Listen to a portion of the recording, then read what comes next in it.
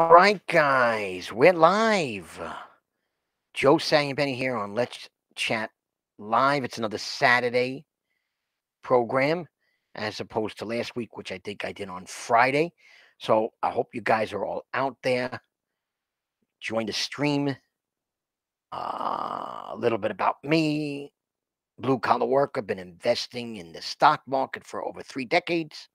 And this is my YouTube channel. And we go live most of the time on Saturday between 11 and who the hell knows when, because I don't seem to cut it. I don't even seem to get to 11 o'clock. But hopefully you guys are out there and you are. Give me a thumbs up and join the chat.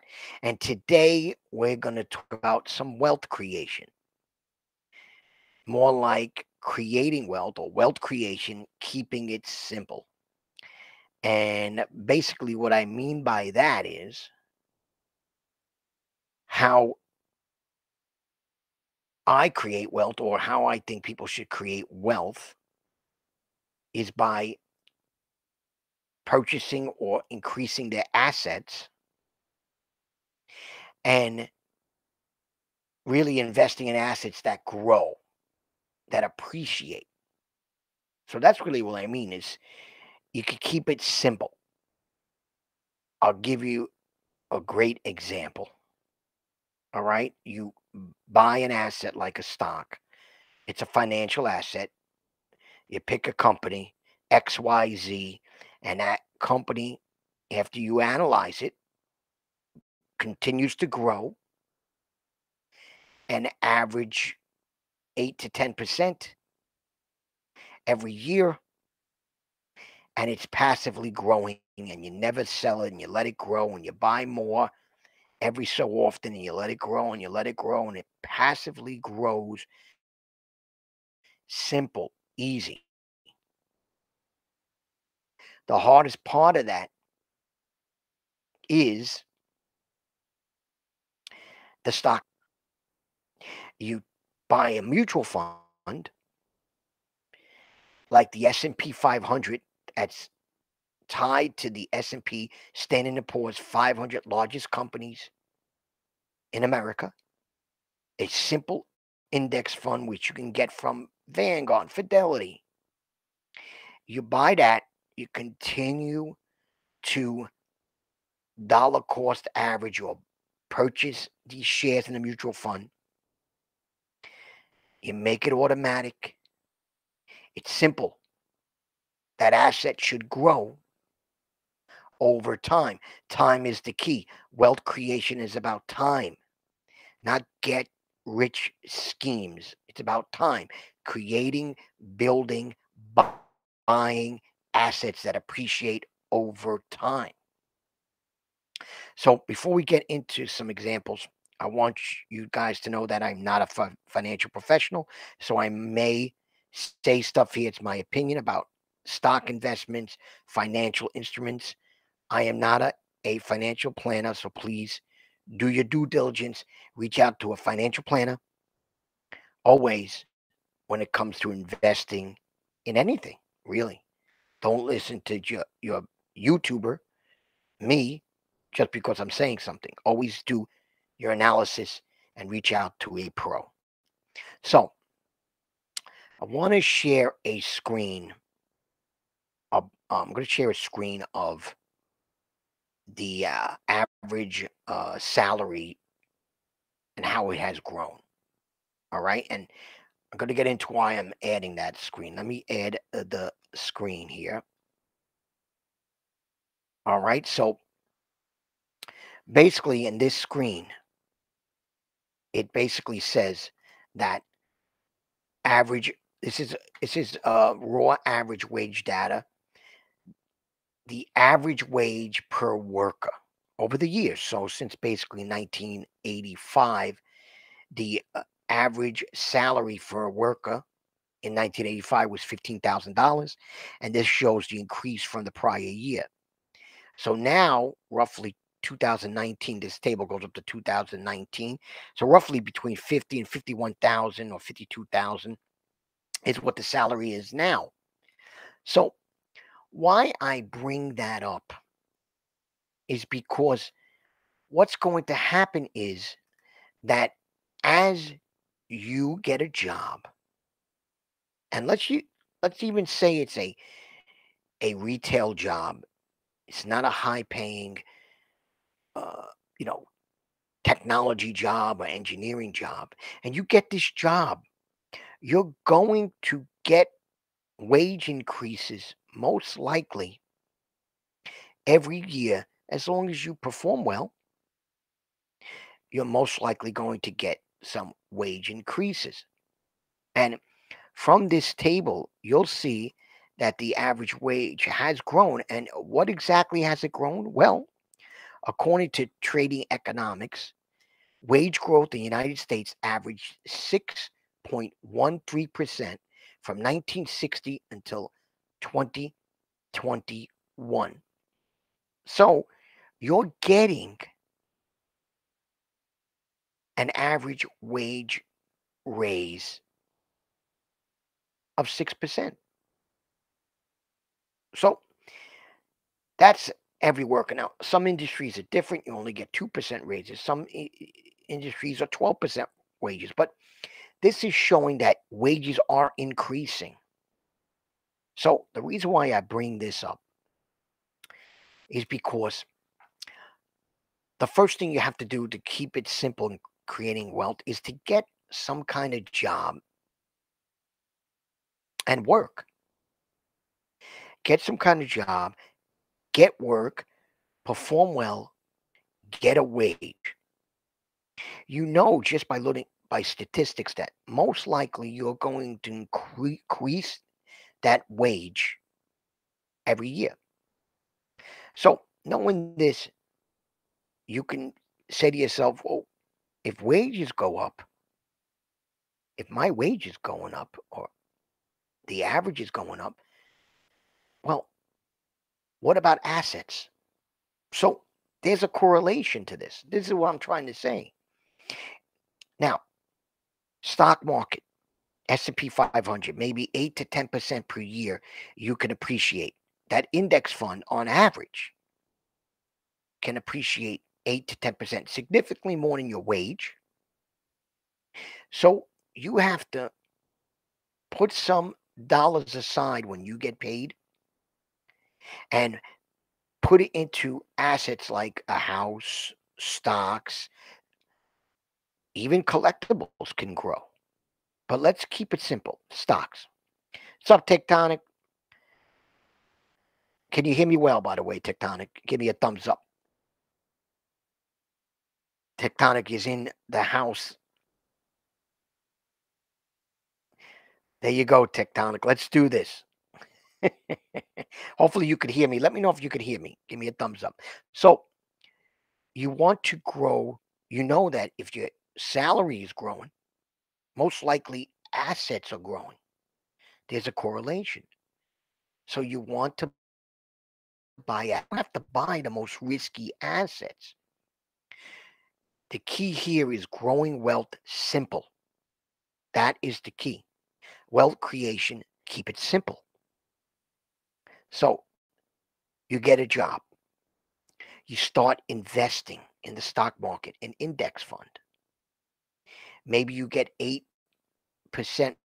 return on average. That's 2 or 3% more return than you have in your salary. You're getting another job. So put some money aside. Start buying, investing in assets. Let them grow themselves. Thanks, Tectonic, on that. So I'm going to share another screen here. And this time I'm going to share the average return of, see if I can get it here. Just bear with me. This is going to be the average return in real estate, average return on investment, U.S.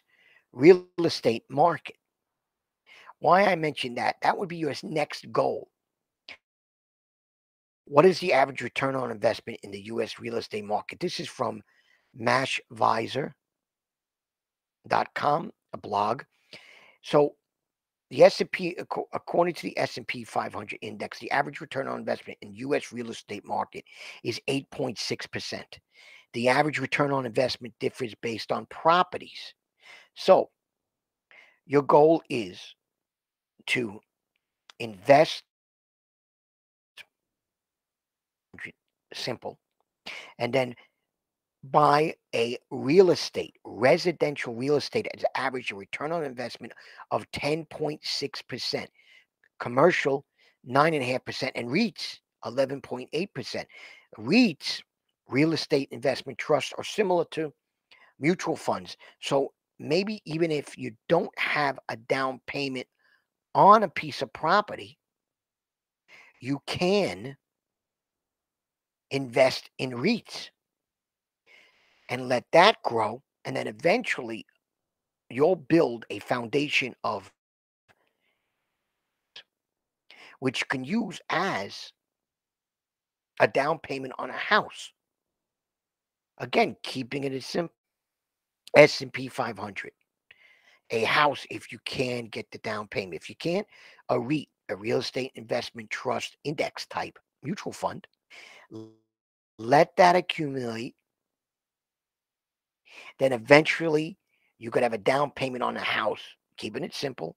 And then you buy your first residential home, your home. Doesn't have to be a single family home. It could be a condominium. It could be a multi-family home, but a home, residential real estate. And the reason why you would want to buy residential real estate or a home is you get some tax advantages and you can leverage that property in the future, borrow against it. You get some tax savings from it. And if you have some tax savings at the end when you sell the home.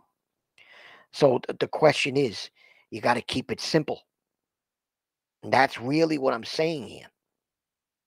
Keep it simple. Wealth creation, assets that grow. There are periods, I should say, there are periods in time when assets don't grow, when there's a deflation period, where sometimes there's a housing crash. Yes, Tectonic. If you had some millions, Tectonic in the house, and he has asked a question, which I'm going to try to answer, I guess. If we had some millions to dump in a nice dividend stock, we'd be all right.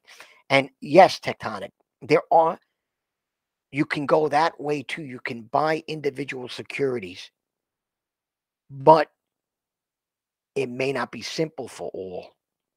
And that's why I'm trying to say stick to mutual funds to keep it simple, unless you can analyze some dividend growth stocks, for example, a Johnson and Johnson or a PepsiCo.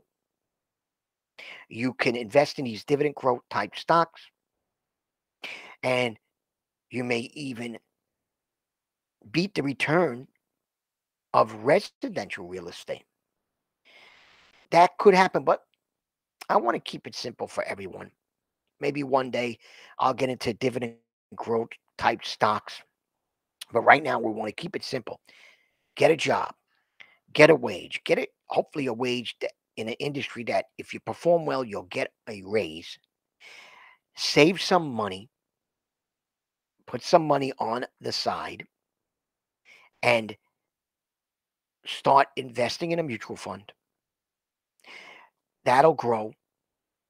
If you don't have enough for a down payment on a home, invest in real estate investment trusts like a REIT, similar. You don't have to do a REIT. You can even do a real estate type mutual fund. Let it grow, then eventually get a down payment on a home. To get that million, first million, yes, Tectonic. The first step is to get a million. Hey, don't we all want that, Tectonics? And the way you get to those millions, Tectonic, is by growing your wealth slowly, passively. You don't even realize it. There's tax savings by growing it, by not always taking the income from these instruments out and paying taxes on the income. Let it grow passively. Index funds are passive. REITs are kind of passive. There is a dividend to REITs, but they're kind of passive. And if you want, you can do it through an IRA to truly make it tax friendly. Roth IRA versus an IRA. Yes, of course, Tectonic. Another question. Can you do a video on Roth IRA versus IRA? I just thought of this and wondering if you knew about it. Yes, of course, I know the differences between an IRA and a Roth IRA. And the Roth IRA is, to me, the more powerful situation, but there are income limits on some of these IRAs where the Roth IRA has a income limit. They both have an income limit, but tax advantages go away. Well, actually, if you make a certain salary, you can't do a Roth IRA, but you can do a regular IRA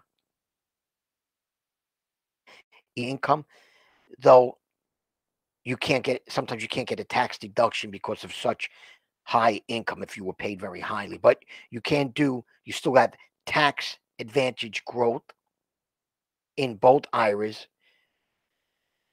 And so basically that's it. So it's about income limits, but maybe I'll do a video on that in the future, or a live stream on that in the future. Thanks again for Tectonic with that question. Give a thumbs up. Again, if you're liking this live stream when it becomes a video, of course, if you're liking this video. So basically, that is what it comes down to. You have to basically start letting this wealth grow passively. And believe it or not, in a decade, you should see significant growth, and the value of your wealth that you have, it could be significant. The creation could be the actual wealth of these assets could be significant. And you just keep it simple. If I were to tell somebody working in a retail store, Target or something, keep it simple. Don't be scared or intimidated by stocks, index, real estate, real estate investment trusts. Don't be intimidated. Start low cost. Start, even if it's $100. Just start. Get into the habit of saving and investing from a young age. That's what I did. 17 years old is when I started investing. And I'm a blue collar worker, as you guys know. I'm a blue collar worker, and I don't make hundreds of thousands of dollars in annual salary. And I have grown my wealth. So anyone could do it. Even a blue collar worker can do it. And anyone can learn. Please, you got to look at my channel, look at some of the videos about some of the books I've read. Look, learn, act, start. That's really the goal here. Create wealth. Do it easy. Now, you're going to incur debt like your mortgage. And some financial pros out there don't like debt. And I'm thinking of eventually doing a video or a live stream on this. Debt could be used as a tool. It doesn't have to be evil. A mortgage is not evil. The debt on a mortgage is not evil. It's a tool. It's the only way in some of these larger cities and coastal areas where you can afford to buy a house. You can't buy a house. You have 500 grand in your pocket to put cash down on a home. No, use the debt. Home debt, housing debt, mortgage debt is good debt. I know they say no debt is good debt, you're slave to the lender, whatever. When you use debt in a situation where it's in an asset that is growing, like home, residential real estate, it is good that you're leveraging that. So remember that. It's consumer debt that's bad. Credit card debt can be bad. High borrowing school loan debt could be bad. Um, uh, tectonic, we below. Thanks a lot for that tectonic. So you guys take a look at Tectonic's chats in there. He's got a lot of great stuff he's saying there. But here's the thing: going to an expensive school, in my opinion, you don't have to go to Yale or Harvard or some expensive school to grow wealth. So don't spend a lot of money on school. Yeah, maybe to become a doctor or a lawyer, but if you're going to just an education, a bachelor's degree or something like that, there is no reason to go an expensive school. Go to a state school. Better yet, start at a community college and then transfer to a state school so that you can grow your wealth and be ahead of people when they come out of college. That's the key. The key is asset growth. Appreciating assets. Debt, good debt is not a bad thing. I just wanted to really put that out there. And that's. So again, guys, this has been important. Keep it simple. Wealth creation, keep it simple. All right? Hopefully you guys have learned something from this live stream. And again, I'm Joe Saglimbeni. This is my YouTube channel. Guys, give me a like. I need the support. I want to grow my channel. I can't grow it on my good looks only. All right. So, guys, get out there, subscribe, share, comment. Let that algorithm work for me. I hope you guys enjoyed it. I will see you again next Saturday. And again, go to my community tab on my YouTube channel with some ideas. And maybe I will do Tectonic's idea of the Roth IRA versus the regular IRA. We'll see. All right, guys. So that's it for today. Thanks a million. And I hope you guys have the rest of a great weekend. And I will see you next Saturday. Have a great one. Goodbye.